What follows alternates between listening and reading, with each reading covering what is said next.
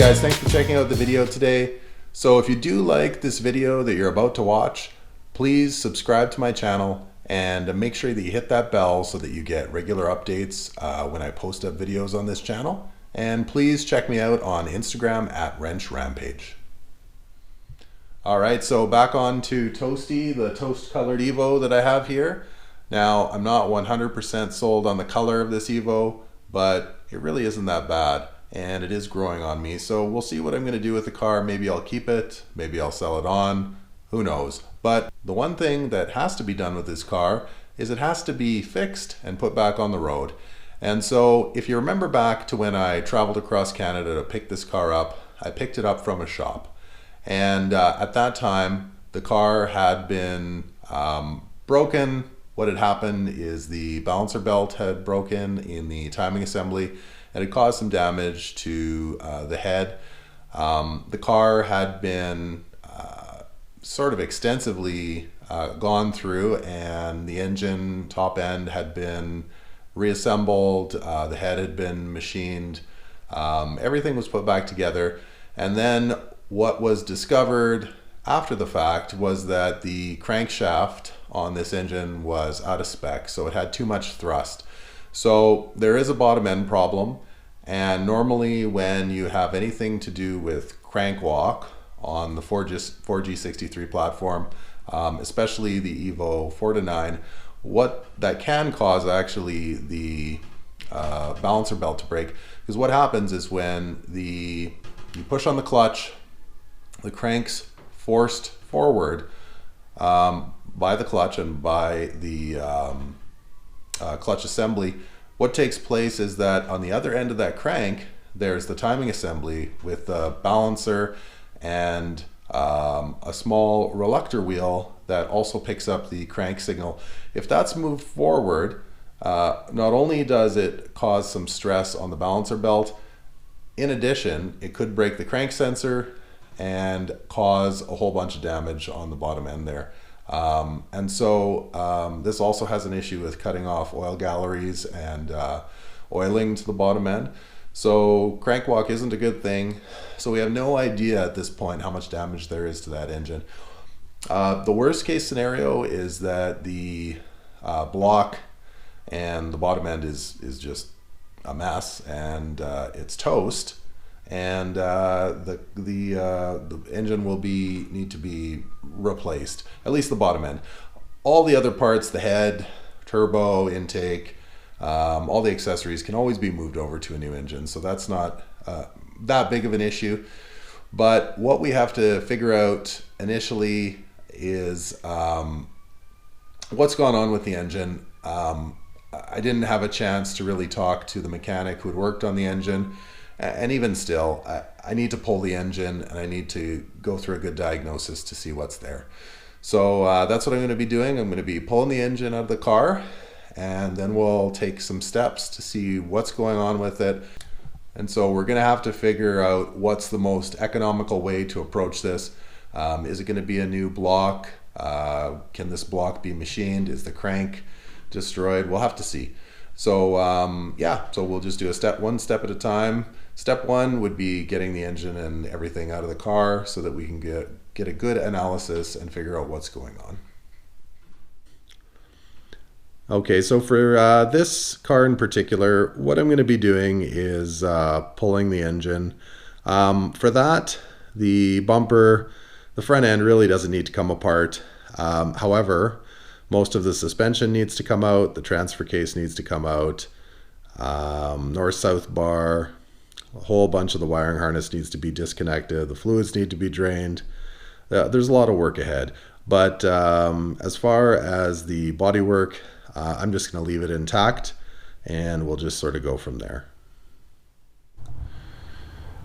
Okay, so going over some of the stuff that needed to come off here to start pulling the engine.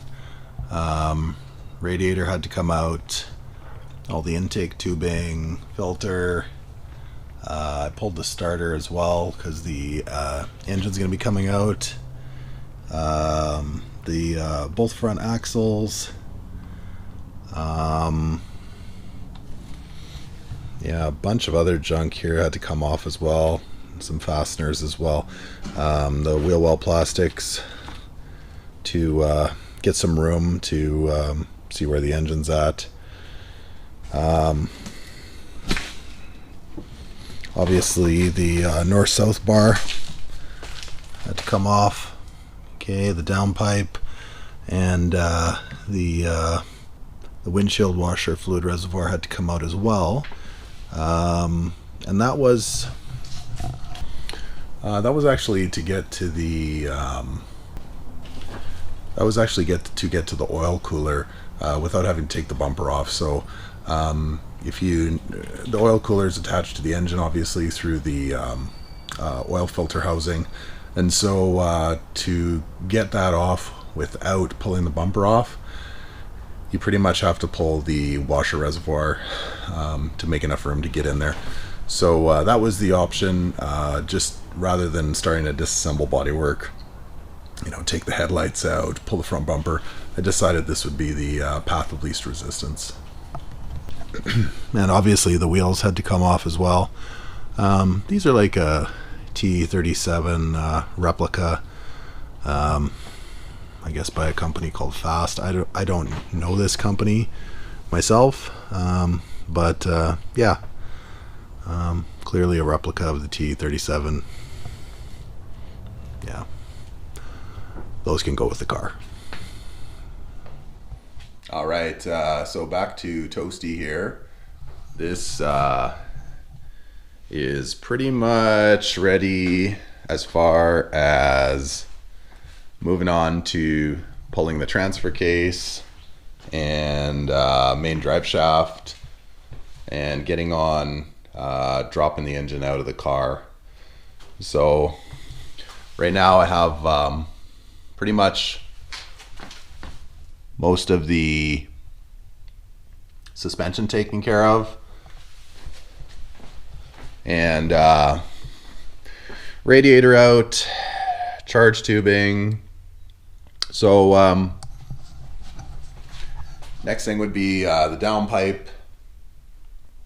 The transfer case needs to come out, and a little bit more of the wiring here and there, and then I can just drop it out. And likely what I'll do is I'll separate it from the transmission, get it up on a stand, and so I can properly diagnose what's going on with the bottom end, and then kind of go from there.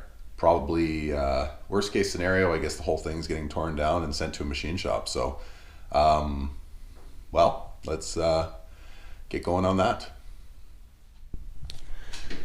Okay, so I got the car pretty much on the ground. This is the position that I need to have it to pull the engine, because I'll be raising up the body off the engine. So basically all I should have to do is pull the engine mounts, and the engine should drop onto the platform that I have underneath the car, and then the car can be raised up and separate the engine from the car so that you can diagnose that issue. So all right, let's do this.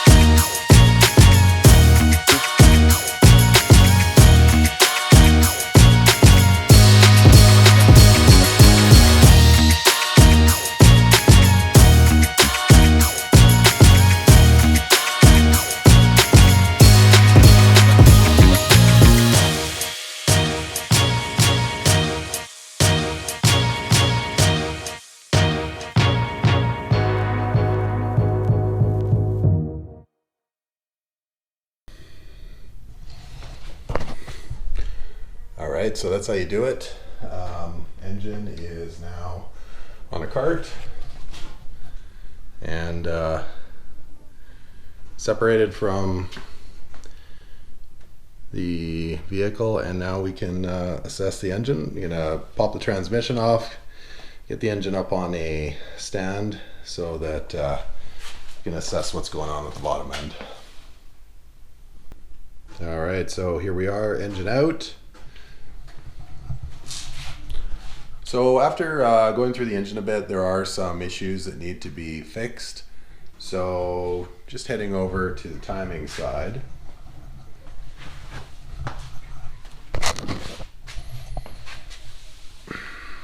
Okay, so a few things. I'm not 100% sure about this crank angle sensor. The reason being is that the reluctor wheel, which